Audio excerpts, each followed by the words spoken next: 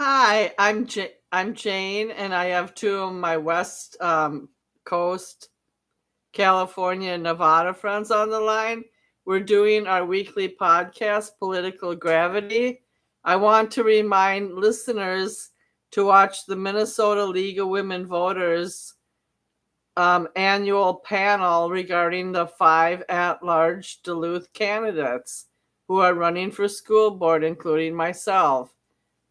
Anyways, tonight's topics involve a number of dramatic things that have happened around the world in the last week. There was the second largest earthquake in the world following Chile was a Russian earthquake of 8.8 that happened yesterday in eastern Russia. It sent 500 mile-an-hour waves all the way through the Pacific section. There's a platonic plates in the middle of the Pacific Ocean, so it affected places like Northern California, Southern California, Hawaii, and parts of Asia. And no major damage has been accounted for yet, like in 2011 when Japan got those huge waves around that nuclear production site. However, there hasn't been any major damage, but one thing I noticed is there's huge early warning signs in Hawaii. They have really loud blaring sounds that tell people go upward, don't go south, get off the beach. They canceled airplane flights, and it was a good indicator that Hawaii is prepared for disasters like that, unlike Texas. Secondly, Trump is trying to impose tariffs now on Russian allies, and he's trying to impose a tariff on India for buying Russian oil. Now, in that part of the world where we don't really have local authority, or the United States does not, it's Russians, agreement with certain countries to sell oil. We have to look at that as a team tonight to decide, will Trump have far-reaching impact on Russia and the ability to cripple them? It is a creative way of going about it to cripple them so they don't cause more damage in the Ukraine, but I don't know if that's within American authority. Also, Minnesota in St. Paul had a massive cyber attack that shut down the city, including 911 for a while. And they had to call in the National Guard today. And the cyber attack was so massive that most operations in St. Paul city government shut down for at least a day. And they were non-functional. And Suzette and I listened to that earlier tonight. So with that, I'm going to bring my hosts in, Suzette and Don.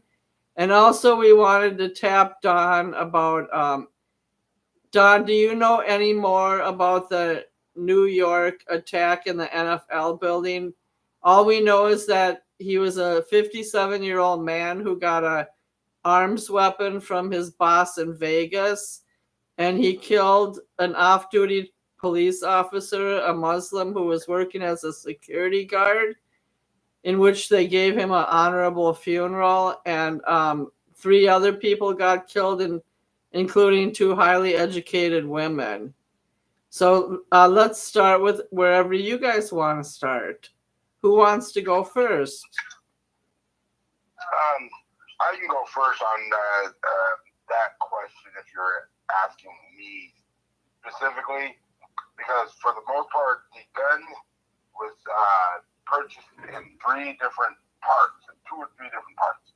So he had to get parts for the main stock, and I think that he got 2 separate people to give him parts or get him parts for the stock. So I think that there are 3 people that are being interviewed, at least 3 who are being interviewed right now. And we're looking at. Did he put the gun together in New York? Like, Did he fly to New York with gun No. parts, or did he drive there? He had the gun already ready for assembly, and he drove the entire time. He obviously had something against the NFL or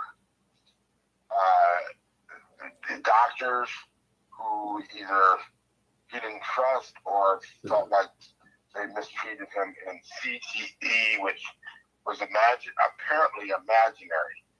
That's head injury. So Was he a former football player? He played high school football, but apparently didn't get enough action or damage to his head to merit that he had CTE.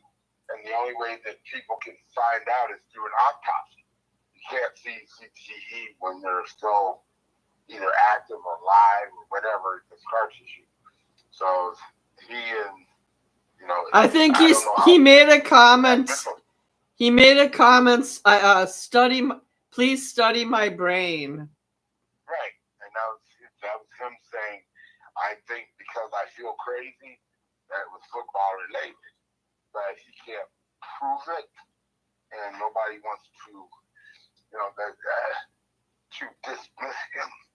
So we're kind of in between a rock and a hard place figuring out his motive, but he got off on the wrong floor and just proceeded to kill the last lady and then himself.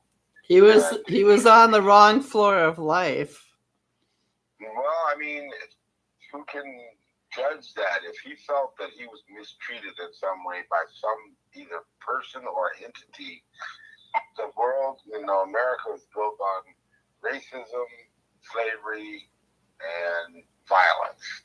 And so, protest. Do you have to bring that theme up before we even get 5 minutes into the show? Which thing? Violence, racism, and whatever. Yeah, before Suzette goes, could you tell me a little bit more about the killer? I know his age.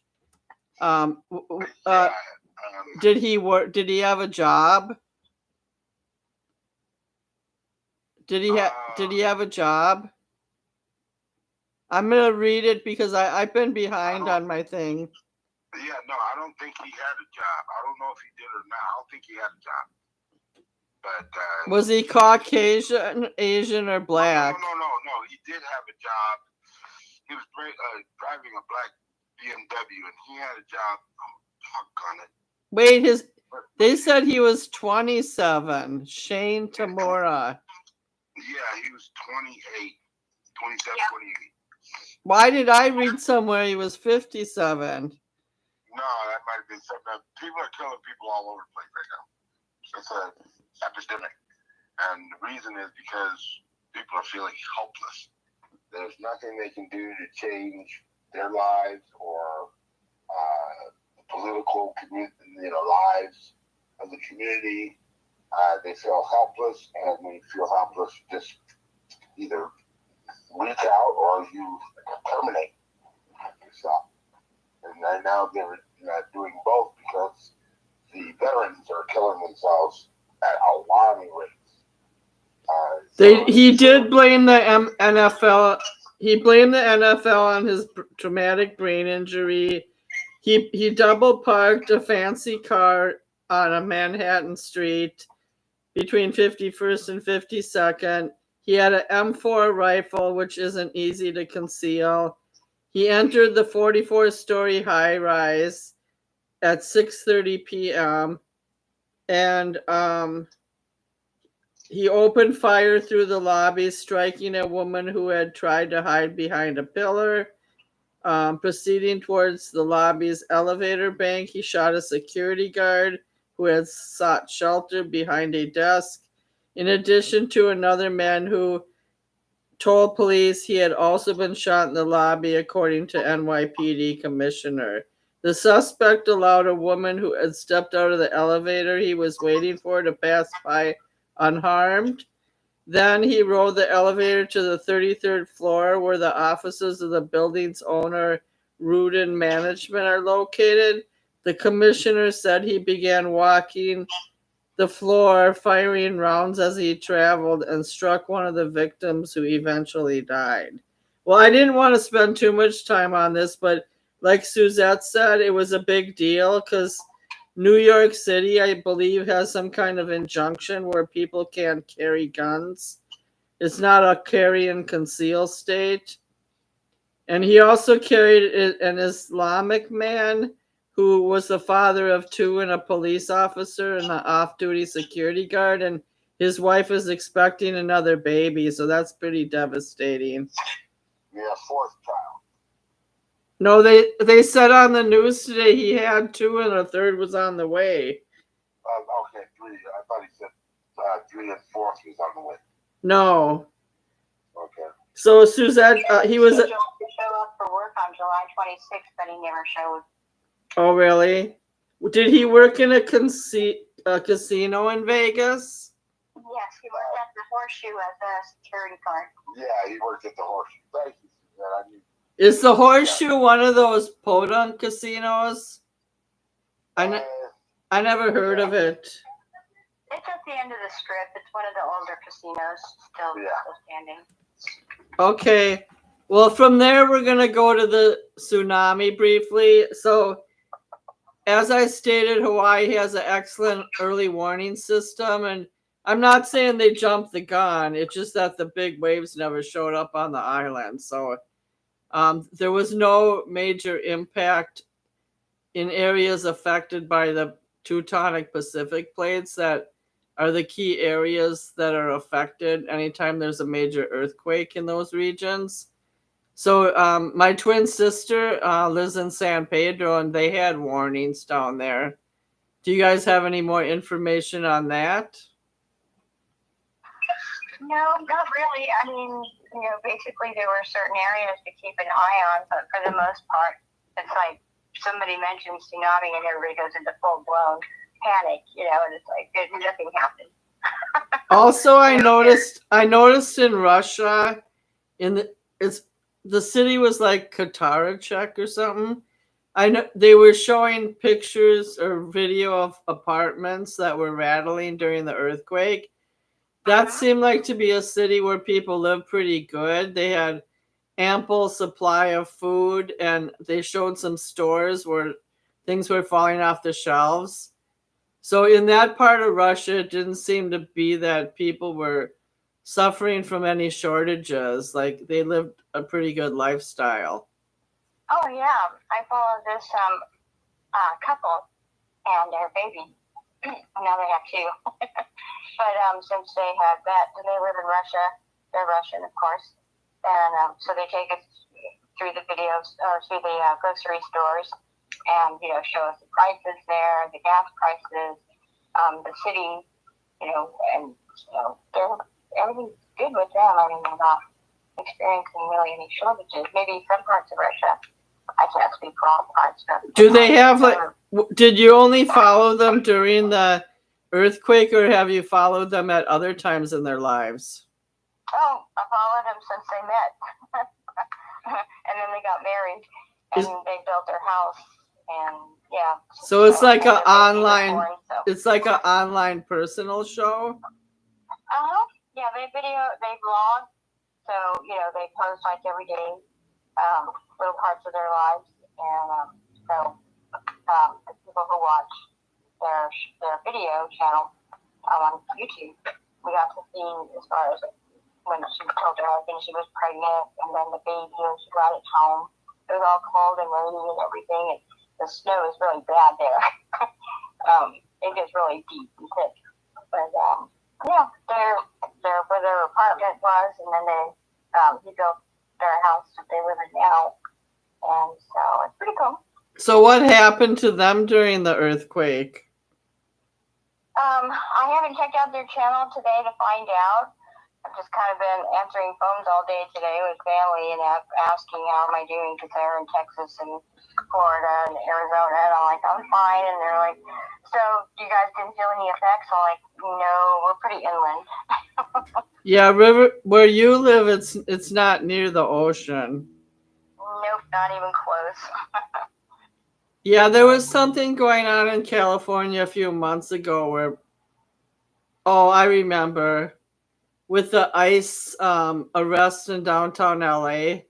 So my brother was asking my twin sister, "Are you safe?" And she said, "I live 25 miles away from the downtown Los Angeles area." So she was pretty safe. Yeah, so sometimes out of town relatives don't really quite get the handle on things. Right. So Don, California. Don, why don't you tell us about what you've been doing lately and the aftermath of the NAACP national event? I know we briefly discussed it last week, but what have you been doing this week? Oh, this week is getting down to mobilizing. One of the things that I make sure that I do is take action on things that I've proposed. Because so many times, and I'm talking about 90% of the time in some of the instances, where people are just squawking, talking about things, making proposals, and nothing comes of it. They're waiting for either the next man to come up or for something to happen where they can react instead of being proactive and taking charge. And so that's what the meeting was today with one of our partners, or some of our partners, and environmental justice, to make sure that we keep our lands and our sacred lands and our indigenous lands safe. And so that's one of the things that we had like 12, 13 partners there. And what was that at an NAACP event? We're part of it. We're a member of the coalition. So this was one of our first meetings. I said one of in the year. I said one of. Anyway. A Minnesota city councilman recently said from Duluth, we're visiting their land. Like we only got here 5 days ago. Yeah, well the thing is that we're not visitors. We're unwelcome guests, and it's not us. Us black people are welcome anywhere the indigenous are. There's white people. They're evil. They've killed, like I said, they've killed more Indians than anybody. In terms of genocide, your native population experienced it one of the worst in the history of the world. So it's understandable. It's understandable if they don't want. Did you know the last pope, the one who died, Pope Francis? He apologized to the Canadian government for forcing Catholicism on the native population. Well, we have the Stewart camp in Carson, and it's one of the most famous camps on the West Coast for indoctrinating the indigenous, starting way back in 1910, and they, cut their hair, made them wear Americanized clothes, Western clothes. And is it still in existence? Historical landmarks, that's about it. Okay. So before we get too deep into off topics, I just want to say in the next week I'll come a little bit better prepared. I have a bunch of surveys to take as a candidate running for governor. In fact, I have to complete a survey for MPR, Minnesota Public Radio. But I just wanted to tell you guys, now this stuff is probably not advertised on an everyday basis, but as Suzette and I had listened to a podcast, Minnesota suffered a major cyber attack. and it shut down the whole St. Paul city government, and they had to call in the National Guard. Now, I don't understand how the National Guard can help with that unless they have like 25 computer experts in the National Guard. Like, what are they going to do? But I guess they were called today for some kind of help. Maybe if people protest, like they couldn't get into the government building or things were shut down temporarily. I really don't know what the National Guard did. But in these kind of events, I guess there is some kind of national cyber center in America. Does anybody know where that is located? No. Well, they handle these kind of emergencies, apparently. But I'm sure these kind of breaches, as Suzette pointed out, it happened to her once. When I attended Cal State Northridge, and there was at least 2 times where there was cyber breaches on all the students' academic files that affect our financial status and our social security numbers and things of that nature. But I never really knew what the outcome was. Suzette, would you like to talk about your situation a little? Oh, it's just when these occurrences, these cyber attacks happen every day, almost every minute. On lower levels, personal, individual, which I just recently experienced, like today, which I thought was interesting. Because it's like, all right, now they're coming out of the woodwork now and going to be getting people's information and scamming. But I had received a message from the quote-unquote DMV of California saying that I owed a toll charge for $6 and some cents, and that I could resolve it right there through the website. They posted a website, but the website, when you go to it, and you try to look up the menu, which if it was a real DMV, plus you can tell it's a URL. But I mean, just for kicks, I clicked on the menu, and of course it didn't work. It went to check your URL to see if you had the right address. It totally had changed pages. But anyway, yeah, so they get your information, and tap in. It's like they just come out of nowhere, because I don't get scams or what do you call it, spam calls or texts or anything like that. But these people will do that, and then since it's such a low amount, people don't think about it. They're like, oh, let me spend my husband, it wasn't me, all right, I'll just pay it or whatever, and I'm not thinking about it. But then if you have hundreds of people that you do that to. Did it ruin your laptop? Was it a virus on your laptop? No, it's just on my phone. Oh. Did you find it? Somebody has some. You didn't hear it when I called. Don, do you have a cyber attack? Because I heard beeping. No, it's just a microwave. They lost the phone. But one of the things I'm talking about is how you can disrespect people all, and it's okay, because they're giving away their privacy. The First Amendment had freedom of speech and privacy, right to privacy. People are voluntarily giving up their privacy, and when they do that, then cyber attacks, there's always the other side of the world. You've got the good, and you've got the bad. And so the cyber attack industry is doing very well. They're making lots of money. So be grateful, happy, and thank them for making money and getting jobs. Something happened. After Suzette told me this, I realized something happened to me 3 days ago. So I was trying to sign on to Microsoft Teams through my Google because I had a job interview.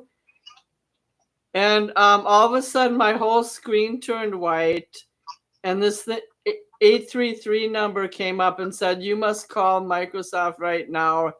Something about somebody attacked your Facebook and it's going to be at risk for shutting down. So I did panic because one time my Facebook did get hacked. So I called the number, and it was a guy in India, and they didn't even answer the phone like, this is Microsoft. And it was a total hoax. And the only thing I had to do is turn my computer off, which was a LAN computer, restart it, and the whole thing disappeared. So luckily, I still might have a virus in my LAN computer, but my Facebook was not hacked. It was a lie. It was a complete fabricated lie. Well, we've been, with the MACP, we know our phones are tapped. So they're probably, we know that there's some kind of surveillance on us. I've been doing this all my life. And that's why I tell it like it is, make sure that I'm transparent, honest, and don't leave anything on the table for me to be surveilled, because it's automatic. That was just a random virus, though, that was sent out by evil people that Jane got there on her computer. Yeah, but she wouldn't have gotten it probably if it was specific to this call. She wouldn't have gotten it if she didn't. Well, I think maybe I clicked on something wrong, like the other a bunch of other average humans. You did something. By the way, Don doesn't really have. Hell no, that's the last thing I would have, and I beg everyone not to have one, because all of their information, every keystroke is recorded, and 10 years down the road, anybody can be blackmailed, extorted, kidnapped for ransom, anything from what they've said on social media, enticed out, women, falling in love with lovers that they have to meet, who are fucking robots. This is some of them aren't robots. When I ran for school board 10 years ago, I ran against a Nigerian who actually got more votes than me. Years later, it was discovered that he was involved in a scam, a romantic scam with women, which is very cliche because he's Nigerian. And he got a felony for extorting money from 3 different women. He was supposed to go to prison, but he didn't. But it was pretty disappointing because he was an upstanding citizen in Duluth, and he worked at the Seafarers Hotel, which is like a hotel for people who are disabled and on assistance. And it was very disappointing that someone who was trying to be engaged in the public was doing bad things like that. Yep, those are usually the guys that are. They try and look like they are so generous that they're compassionate, and then you find out their dirty little secrets. Yeah, and they found. Sorry. They found all these wire transfers going back to his dad in Nigeria. And he got caught. Well, that's good. But, again, why, if these ladies need that kind of comfort, they should, paying for it's no big deal. Men do it all the time. What are you talking about? I think Don's saying that nobody should have to pay for affection. That's what Don's saying. Well, okay. I'm not getting it, because I didn't.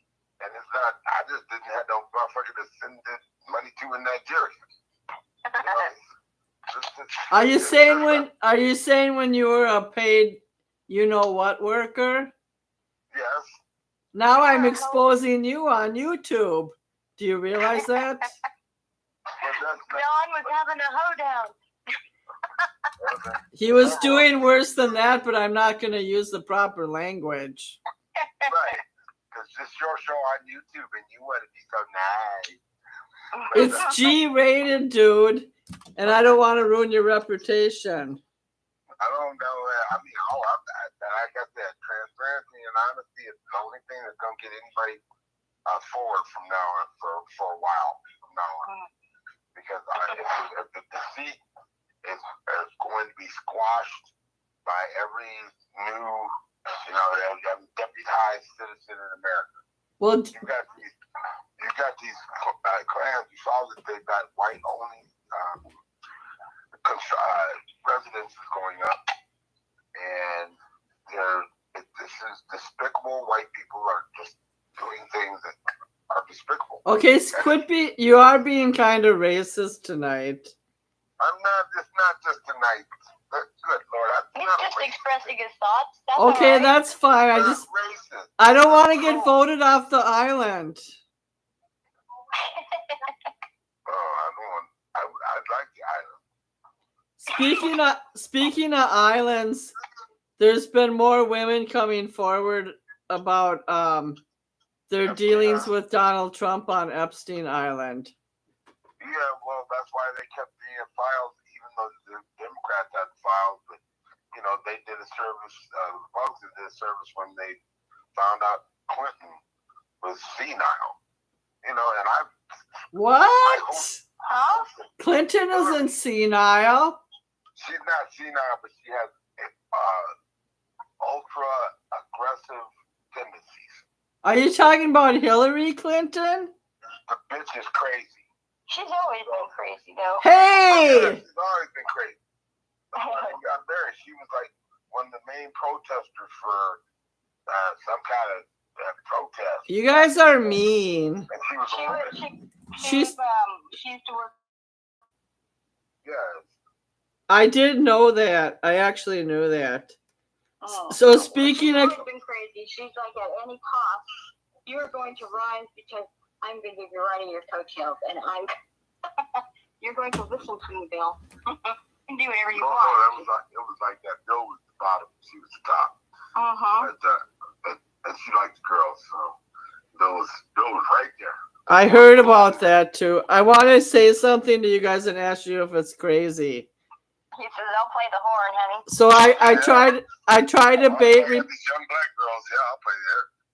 Okay, I tried to bait Republicans today on my Facebook page, but nobody bit. I wrote, after running for public office, anyone running for public office should start each speech out with these words. Bernie Sanders and Elizabeth Warren are the voice of authenticity. Everyone in society should strive to be like them.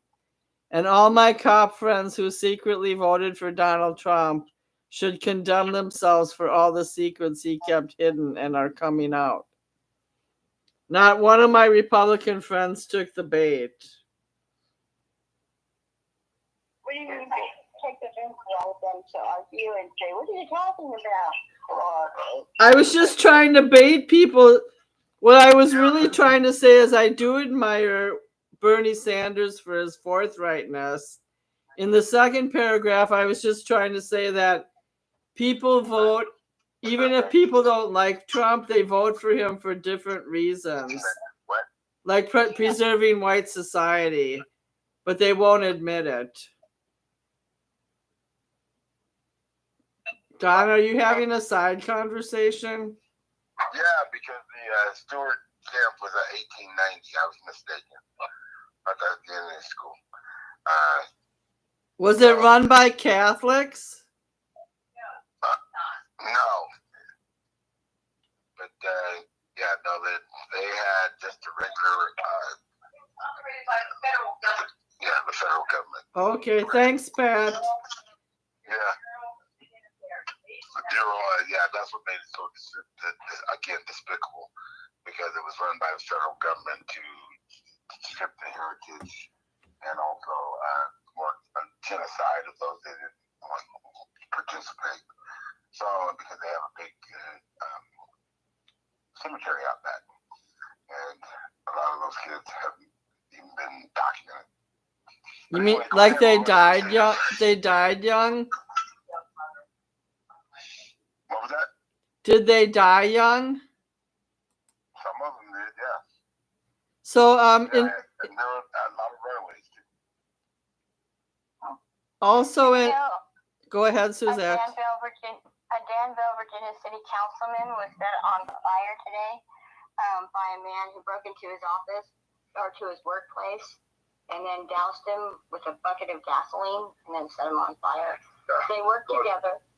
But they weren't affiliated politically, or it didn't have anything to do with Yeah, he probably pissed them off.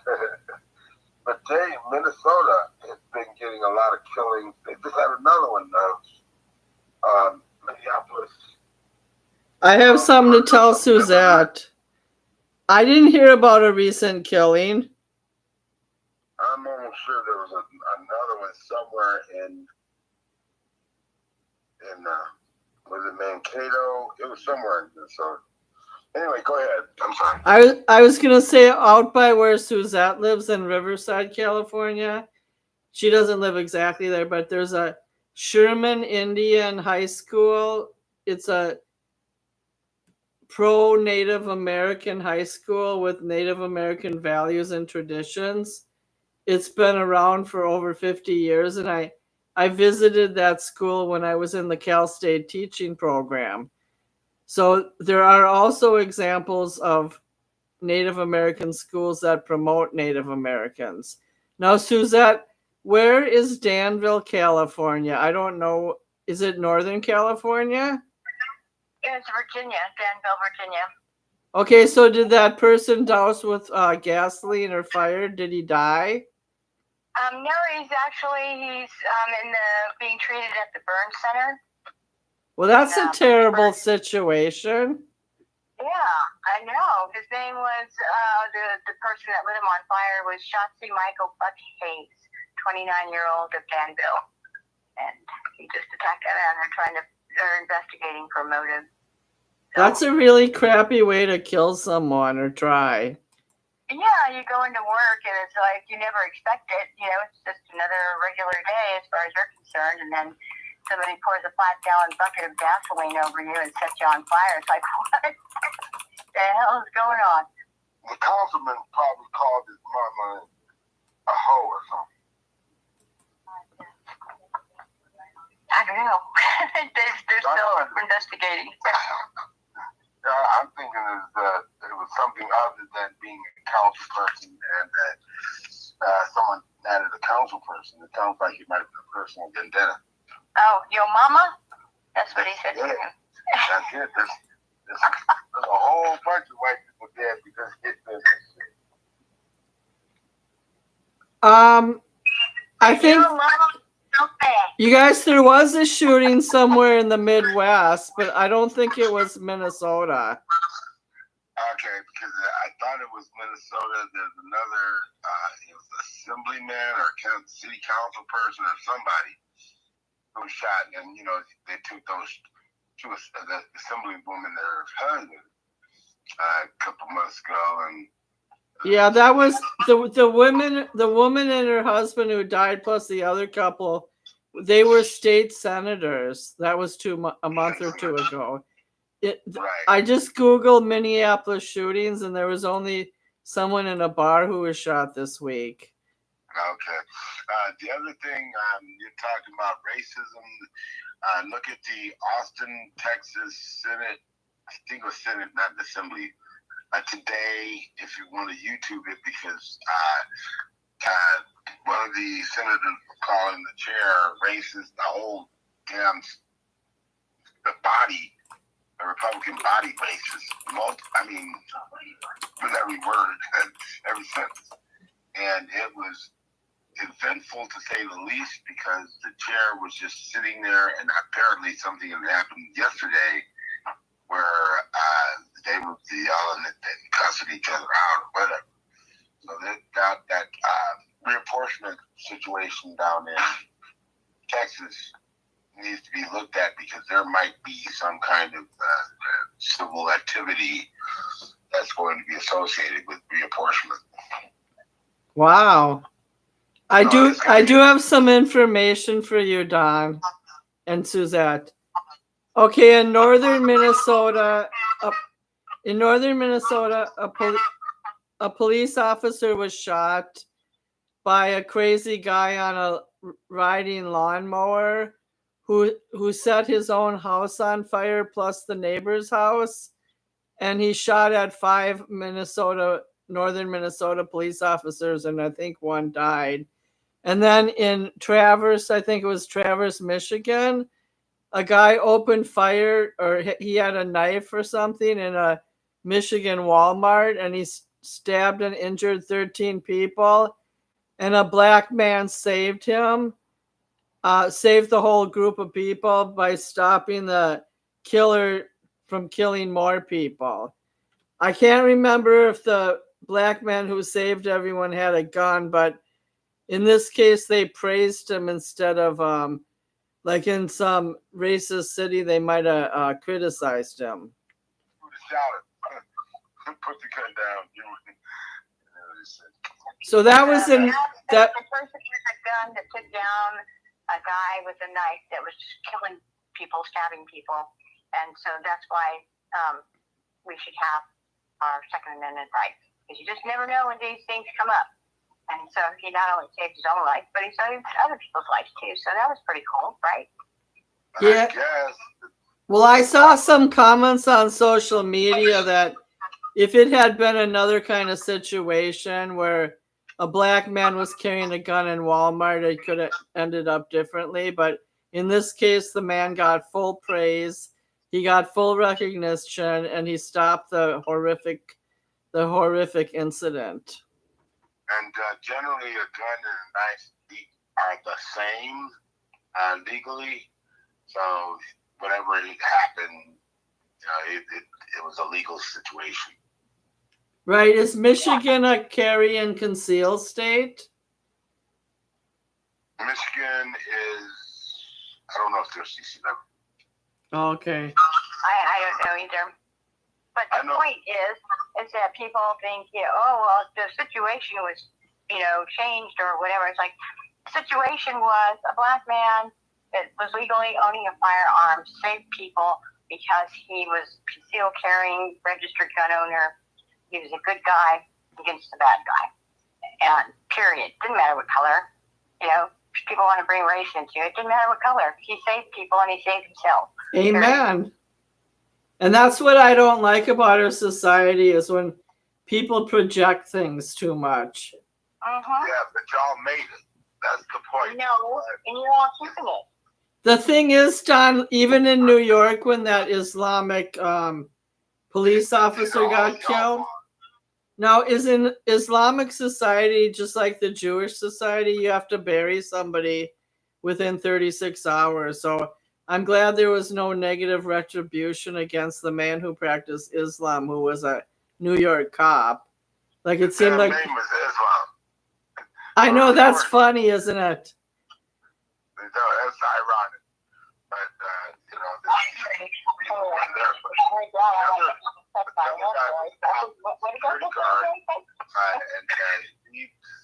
he died too, Priester or whatever his name is. But he was Papillon, I forgot what his name is, but I forgot, Patier. But anyway, he was back. And then the security guard there, and then the two ladies, and then the lady who worked for Blackstone.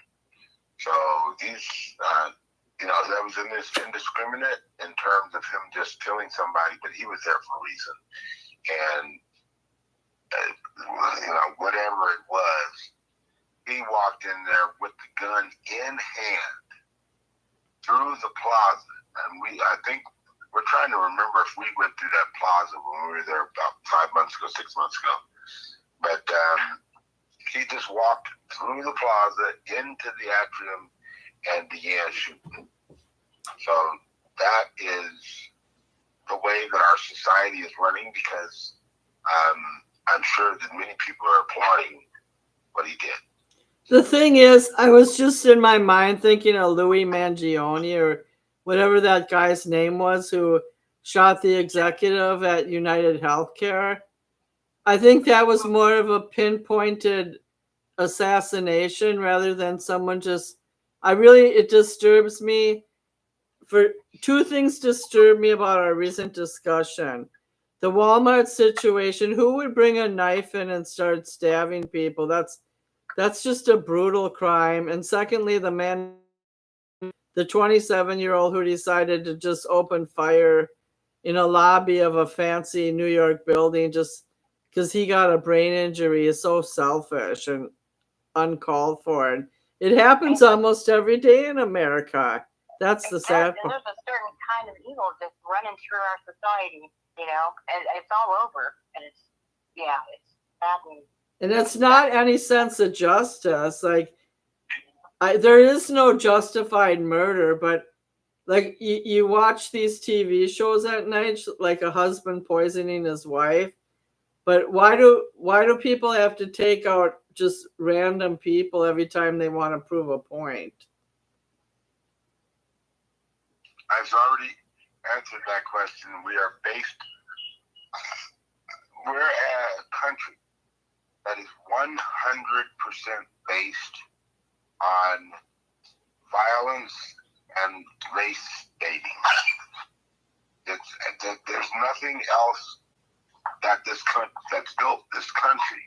Besides sin, vice, which was tobacco and alcohol, but and this all still goes on. Human trafficking, those are all things that started the country. Every country starts differently, and the one thing about this is that all militaries, their only goals are rape, pillage, and plunder. And that's what we teach our kids, and they come home and they're.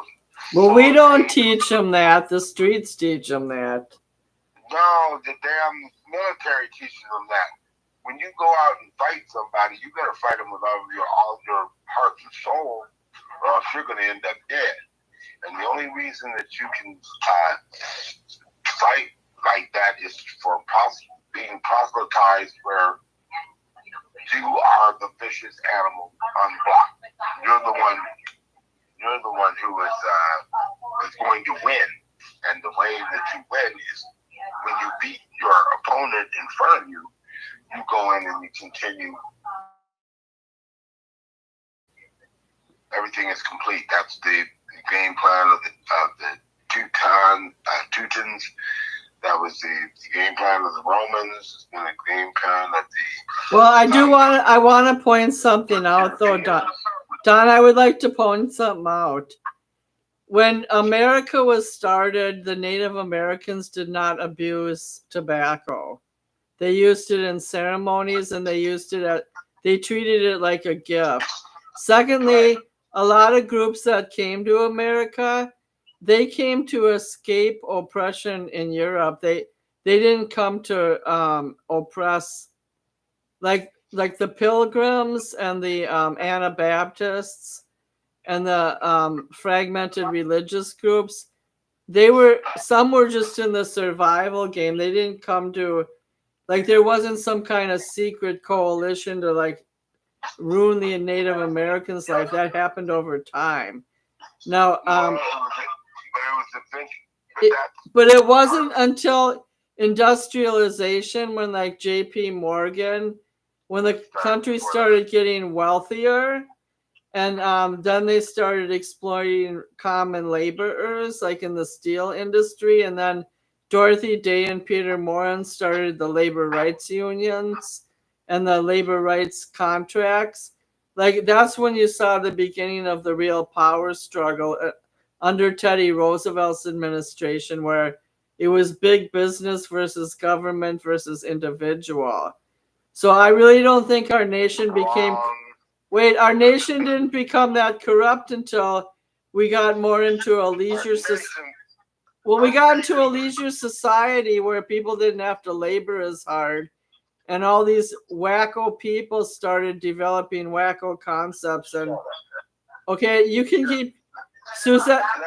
Did you? Okay. This all stemmed from the first day they landed on it and said, "Okay, you want some peace," and then all of a sudden, they realized they could take control by just being the nasty people they are. These people brought bacteria that were unknown to man, because these white folks, they were living in caves. They did not see the sunlight for 5-6 months out of the year. So they were living with their sheep and their donkeys and cows and in a cave. And so when they finally came out conquering and It was all they wanted to do. And so they've been conquering I think certain groups of white people were like that, but not all. And when I was supposed to be in the AmeriCorps, the Peace Corps, and go to Gabon, it was called White Man's Grave because white men were not immune to a lot of diseases there. And I would have suffered of some kind of local disease if I had gone on that trip. And we have to remember that there are tribes, Indian tribes, that were taking out each other as well. Everybody takes on everybody. Yeah, well, that's what I'm getting at. It wasn't the white man that came here and, just wiped everybody out. They were like, once he found out that he could have all the fertile land that he wanted, which was not a big transition, then he started killing them. It was, of course, when he set foot here, he didn't expect all these people with all these beautiful women and baubles and chains and food. Plus, I want to point something out, and then I want to change the topic. One of the things I wanted to mention too is that there were German settlers, and there were people going out west in buggies. It's not like they lived the life of luxury. Wait, we're not talking about the life of luxury. There were Scandinavian farmers. There were other different kinds of farmers, Irish. Not all of them. Some of them just had their families. And when they got their property, they killed and enslaved. Okay, first of all, for trivia, Suzette and you, where was the largest Indian hanging in United States history where Indians were punished for something? Oklahoma. Good. That's a good guess, but you're wrong. It was in Mankato, Minnesota. 38 Indians hung because Swedish village over by Northfield in Mankato. So the Indians it was a mass hanging. It probably wasn't fair to a certain extent, but there were average farmers that were homesteading, and it wasn't a piece of cake for anybody who moved to America the first 100 years. It was tough. Not to mention, as Suzette did, that the Italians persecuted the Polish. The Polish and the Irish were low on the totem pole, and the Italians and Germans and English persecuted them in New York. If you guys ever saw the gangs in New York, there were a lot of people going after a lot of their own kind, the whites. That's because that's where the money is, and that's where everybody doesn't understand. The president, that's where he's going. All the things that are going on are deceptions and divisions and their disruptions, so that they won't see that he's stealing us blind. And he's got this Trump coin and the other businesses going on, building resorts. I do agree with you on that, Don. I agree with you that Trump has a white first policy, a white person first policy. And however, I do think even when he was in Scotland, there was some kind of conflict between his private business and his public presidency. But and he is, I wouldn't say he's greedy, but he's definitely money oriented. Well, he's a businessman. I know, but the only thing I don't understand about Trump is he left Europe in the dust. Like, he doesn't respect our European tradition. What European? Yeah, what European tradition? Like He's NATO. Scottish and Austrian. So you don't give a shit about nothing. He's just very off. I don't understand his political philosophy at all. Like, you can't His just... money. Saying he was a Democrat. All I'm saying is his stance on Europe and his treatment of Ukrainian allies has been puzzling for me. Why? He's wish-washy. Because president. He'll tell you one thing and then go to the other side and tell the other side something. I think we mentioned that last week. I think John. But you're dealing with the crazy. Well, John said right before his trip, there was an article. There was an article in the New York Times that said, whoever's the sweetest to Trump at the last 15 minutes of the day, he'll be favorable to the next day. Correct. And that's why he made some kind of deal. Now I'm trying to think of what the situation. Oh, that's why he decided to send Ukraine more arms, because he worked out a favorable deal with Zelensky. Yeah, that and Putin didn't want to. Putin was being very disagreeable, and so he basically told him, "All right, like I've been trying to work this out with you guys between you two to get this thing to stop." Like personally, for me, I don't know why he's got his nose there in the first place, but it began under Biden, so I guess he felt that he could end it like right away. But nevertheless, he doesn't need to be favoring either side. Let them play it out on their own. No assistance whatsoever, whether it be weapons, whether it be money, whether it be any type of aid or anything else. Just let the two fight it out, and everybody else stay out. I'm talking the EU, NATO, the United States, and see what happens.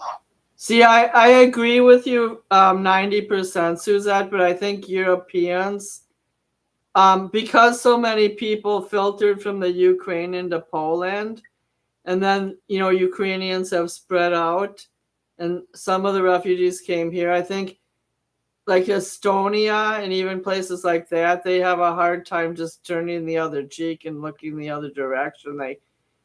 There's a lot of European countries being affected by this war. Yeah, they're closing their borders too in their countries as far as restricting any type of asylum coming to Poland or what was the other one? Hungary and Turkey and a bunch of other places. But the EU or the European Union, the UK, whoever they want to just continue this because it makes them money.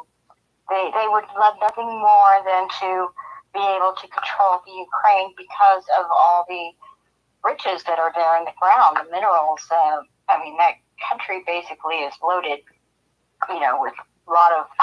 It's a huge country, actually, proportionally, compared to other European countries. Say that again? It's a large geographic territory, Ukraine. Mm-hmm. And you're missing the natural gas. And it's also the breadbasket of the world. They used to send tons of wheat to African countries and other poor countries. So Russia wants the Ukraine for the same reason the Europeans do, the mineral-rich area. But it's the nat gas from Ukraine that they want, but they also want to be able to ship their gas through the Ukraine to Poland and Austria, because that's the fastest route, and they don't have any restrictions. They won't, if Ukraine ascends, they won't have any restrictions on pumping their oil straight through Ukraine. And if they have to put their pipes up Finland way or whatever, Sweden way, at the next location, they won't let them do it. So that's what this whole thing, one of the main things of contention of this whole fight. Mm-hmm. And they want the Ukrainian natural gas, and they want to be able to ship their gas to the rest of the world through Ukraine, and Ukraine won't let them. This is the problem I perceive, and it's okay. The Ukraine used to be part of Russia. They're enough to the west that they could be part of Europe.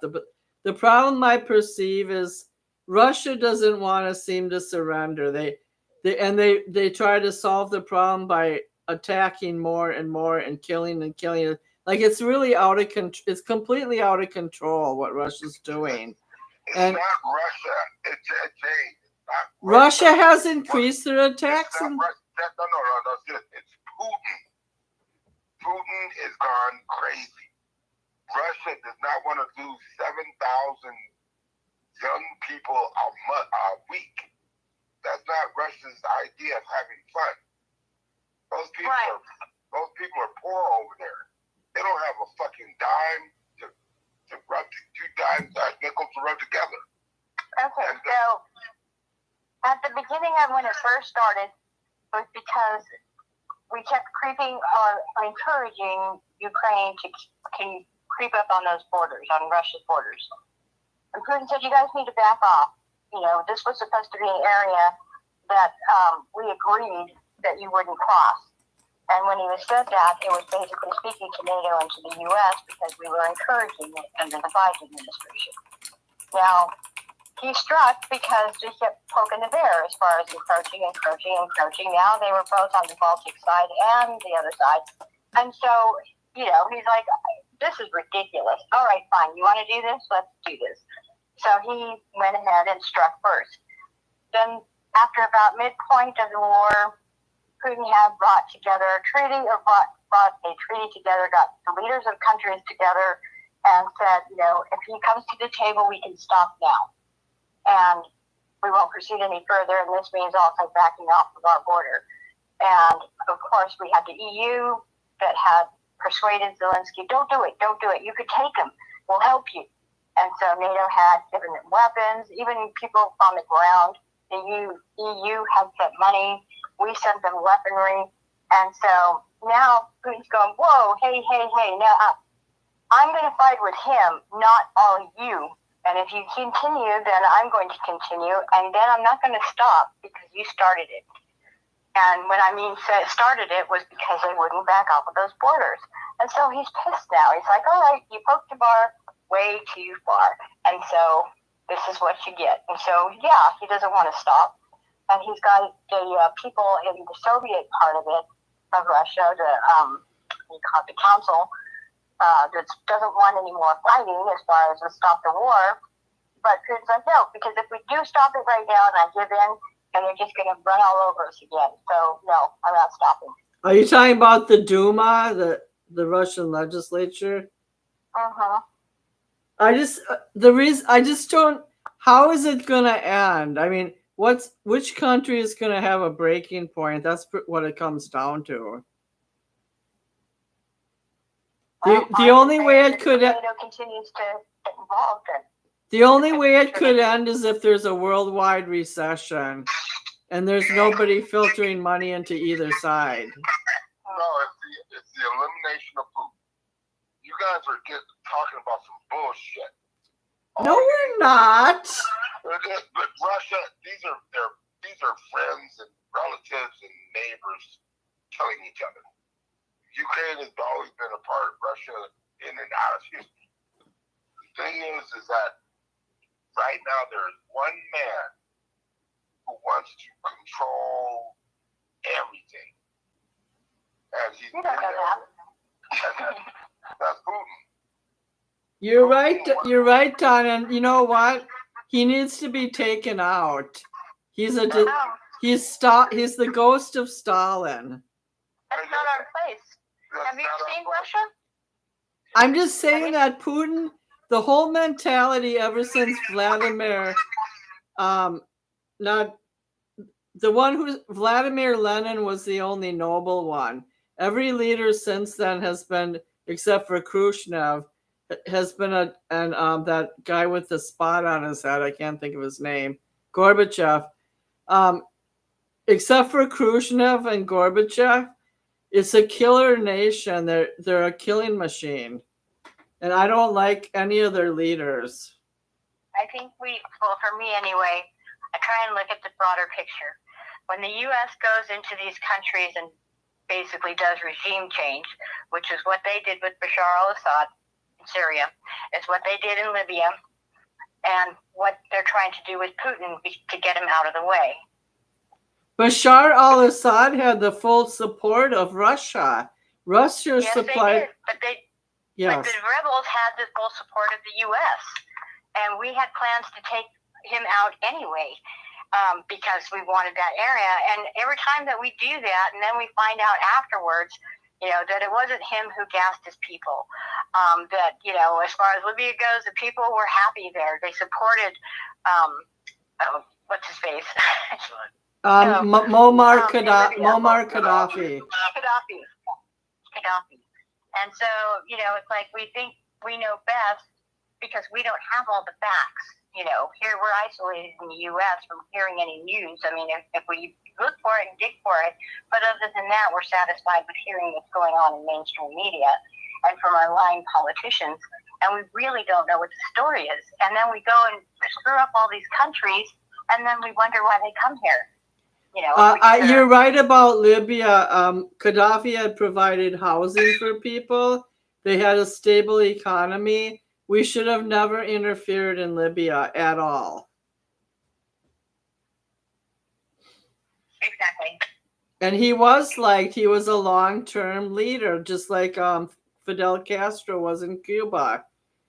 They had a system, it worked, and even if the U.S. painted it a different way, they were wrong. And that's why Albert, who used to be on our show, talked a lot about proxy wars. And in the same vein, Trump should not have made that attack on the uranium deposits in Iran, because it was you can't just go in a country and do a hit like that. It's just not right. It's not right. I totally agree. Yeah, just like people criticize the Houthis in Yemen, but the Houthis were fighting the oppression of the Saudi leaders, and half of Yemen has starved to death. Nobody talks about that. Mm-hmm. I try and remain an open mind as much as possible, to try and get the entire picture and keep reminding myself, because I get caught up in it too, and I get emotional as far as, why are we bombing Iran? We're going to go World War III. He's supposed to be anti-war president, and so all these thoughts are going through my head, and I'm like, calm down. I need to figure this out. I need to do some more research and reading, abroad and from outlets over there or over here. But, again, it's years afterwards that these cities or countries, are in ruins, that we find out, I guess they really weren't bad guys, altogether type thing. Right. Like Tehran has been in a isolation for over 40 years, starting with the Khomeini taking over in the 80s. And it was mainly due because we had a despot Western-style government over there that the Muslim clerics thought were immoral, and they should not have created such a tight religious-run country. It was not beneficial for the people. It really wasn't. But even in that vein, then there was an 8-year war between Iran and Iraq. They lost 1 million on each side. Iran's been in bad shape for a long time, and I don't really want to get into the whole history tonight. But you guys, we've been going for 1 hour and 10 minutes, and I think we should start winding down about what our conclusions are tonight, only because I have to work early. But I will keep talking if you guys want to, but we didn't really have a central topic tonight. So why don't we just go around in a circle and each person talk their conclusion. Don, you want to go first? Oh, okay.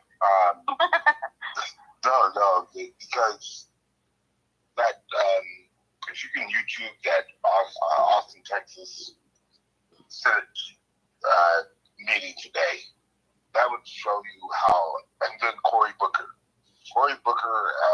made an amendment to a bill that at least he was a sponsor of, and then he took the amendment away and then accused, oh my goodness, everybody of being racist. Cory Booker did? Yeah, today. And today's Senate meeting. So, look at that too. I mean, it's been amazing because people have taken African Americans advantage of. They have done everything, built this country, the cars, the houses, the farms, the fields, and everything. Been nannies to the kids and confidants to the men who called grievances of the people in the Constitution. So it's kind of like you're screwing the animals. What the hell is wrong with you? These white dudes say nothing. They go by the business, taking money and doing everything. And that's why we have such a big court system. So people are looking at the wrong things, and these senators are starting to bring these things out. State senators and Cory Booker, and he's Democrats riled up and mad at him. So it's a schism in the Democratic Party that's obvious now.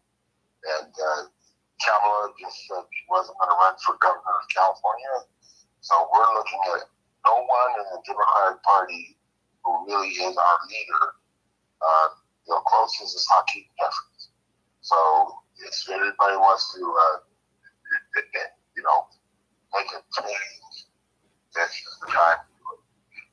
I'll look up the Cory Booker thing. Is Gavin Newsom going to run for president? We'll have to see. Not looking good for him. He'll have to see who his opposition is, because we already know his message. And he's going to have to get Democrats all over the country. He's California-centric. So he's going to have to get Democrats all over the country to like him. And I don't know if they do or not. Also, do you guys think at the midterm elections there's going to be a retribution of poor voters who lost their food stamps and Medicare? Or do those people even vote, technically? Probably. I don't think they vote. They vote, but that's not going to be their primary reason. They vote for someone or another. There's going to have to be, incentives with health care, with lower prices, things like that. So I think in places like Illinois and Pennsylvania, the poor population does vote, including Minnesota. But I think, now I'm not trying to be biased, but in certain parts of the South, I just think a lot of people who lose their benefits have to pay attention. Like, how many of those people are really going to get out and vote? But Suzette, you can go next in your conclusion. I think many of those people that lost their benefits were not technically qualified for benefits. They were just rubber stamping almost every application that would come through the different offices. And so you've got these people that are crying about losing their benefits. And what am I going to do now? They want me to get a job. That's not happening. I'm not going to get a job. I don't want a job. I just want a roof over my head, and I want to shop. I need food. They're going to let me go hungry. Come on, you guys. I'm going to go hungry. They cut my food stamps off last month, and they want me to get a job. What? You're what, 20, 25 years old, and you're crying about having to go get a job because you've been on food stamps for 2 years. Now there are people out there that, for whatever reason, have 6 kids. They're not going to find, they're uneducated. They're not going to be able to find a job that's going to be able to pay daycare. And so they're going to have to be a burden on the system, and we're going to have to help them out because we can't let them starve. We've got to do a cutoff point as far as, don't think you're just going to pop out of high school or quit high school, jump on food stamps, and you're going to be taken care of forever and get Section 8, because that's not happening. Not if you're able-bodied, And also, don't forget the welfare reform that Clinton put through. They can only be on public assistance a year before they get a job. Yeah, and that's not such a bad thing. Maybe, you need a hand up. Everybody, at one point or another, sometime happens. Not to everybody, but, it does happen. And so, yeah, put a restriction on there, let them get on their feet and say, that's the problem with our welfare system right now. And it's been this way for as long as I remember. And that is, okay, so we're going to put some food on your table for you, give you a roof over your head, and we expect you to work, 40 hours a month or something like that. Okay, and if you go over that, then we're going to take away money from your food stamps and lower your money that you get for rent, for your Section 8. So now, that doesn't help. I'm trying to get ahead. And if they're going to give me 50 hours a week or 40 hours a week instead of a month, I'm still going to need a little assistance until I get that going on, at least a month. So they should give them at least a month over the time that they do get a job and a good job that could replace being on the system. But they don't. They punish you. And so nobody wants to go to work, because why would I want to work if they're going to take money away from me? I'm not making enough, to live and to eat. And I have some comments regarding that. Some states are worse than others. Like when I was raising Lauren from age 2 to 12 in California, I got assistance for daycare. Now, like in places like Minnesota, where people are overburdening the social service system, there's a waiting list for daycare assistance. You can't just have a baby and automatically get subsidized daycare assistance. It doesn't exist anymore. So they're also running out of poor Section 8 housing for the poor. They're running out of low-income housing, blah, blah, blah. The whole point is things were better when I had a baby. Now things are much worse. Plus, with Trump cutting out certain elements of federal spending, there's just like in Duluth, Minnesota, people who are on substance abuse programs and like in treatment centers are not getting as much funding. So there's lots of problems now, and it's tightening up. And you're right, people. Let's say they go from 40 hours a month to 40 hours a week. Well, they still might only be, if they're low income, they still might be only be getting $1,600 a month, which is not enough to sustain a mother with one child. So they have a lot of problems. And if they start taking money away while they're working, trying to get ahead, it just basically de-incentivizes a person to go to work. If she can get ahead a little bit in that month, okay, so she reports, okay, I got a job and I'm working full time with benefits, healthcare, and all that. And they're like, okay, cool, we'll mark this on your paperwork here, and you got a month from today to get your spares in order.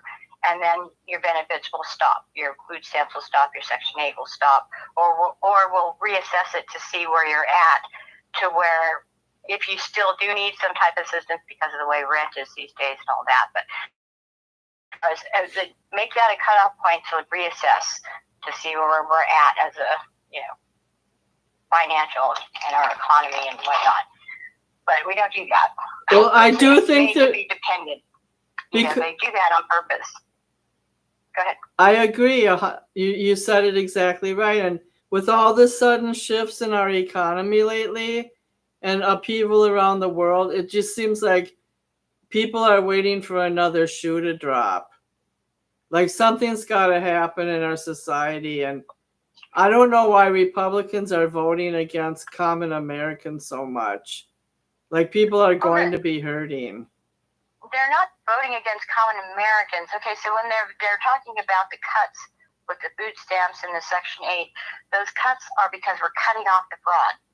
If you're able-bodied, 19, 20 years old, under 40 years old, if you have to work 2 jobs, then that's what you do. If you want to eat. The system is not there for them to just, lay around and be on TikTok all day, cry on TikTok that their benefits are being cut when they're perfectly fine. No kids, living by themselves, going shopping. It's just ridiculous. And so those cuts are necessary. I think that's true in a sense, but I believe in America there still should be some kind of safety net. Now, for those that need it, yes, absolutely, I agree. for those that need it, whether you're disabled, whether you're elderly, maybe your Social Security, it didn't pan out the way you wanted to. Yes, that should be there for you. There are circumstances when it's needed. And even if you lost your job type thing and you need to get back on your feet, you're doing all the right things as far as reporting and job searching. Yes, we'll help you. That's what that safety net's there for. It's not for kids to get on just after they turned 18 because mom said, now you need to go sign up for food stamps so you can get your food stamps now. And now they have a household with, a couple people with food stamps when the kids don't need it. But mom encouraged it. I have a friend, her boyfriend, his mom made him go on public housing waiting list for when he was 18. Now he's 21 and he got public housing and he pays $50 a month rent. Now, does he work? Yes, he got fired from one job and now he's working as a painter, but I'm pretty sure his rent will go up. But the point is that to even secure rent for $50 a month is kind of a joke. Yeah, it is. Well, the rest of people like you working a few jobs, in the weather and the cold and, at our age, and it's like, are you kidding me? And yet you have these other people that, can perfectly, they go snowboarding and skiing and everything else. And then they go home to their cushy Section 8 apartments and not have to worry about it as far as a roof over their head. Well, I wish I would have thought of that at age 18. I never even thought about applying for public assistance. I was in college. So raising young adults to be lazy and to actually be offended when they're asked, go get a job. You need to go get a job. Now, I know in certain states the public assistance is not cush, and it hasn't been for years. If you apply for public assistance in Alabama, you're not going to get the royal treatment like you do in California and Minnesota. If you're a brown skinned person, then you get the red carpet rolled out. But when we had to go on food assistance, I don't know, what was it, 10 years ago, something like that. We had to jump through hoops and sign this paper and sign that paper and get somebody to sign it over here. And then we needed bank records, and then we needed car registrations. Yep. You had to prove what kind of car you have. You have to prove what's in your bank account. Yep.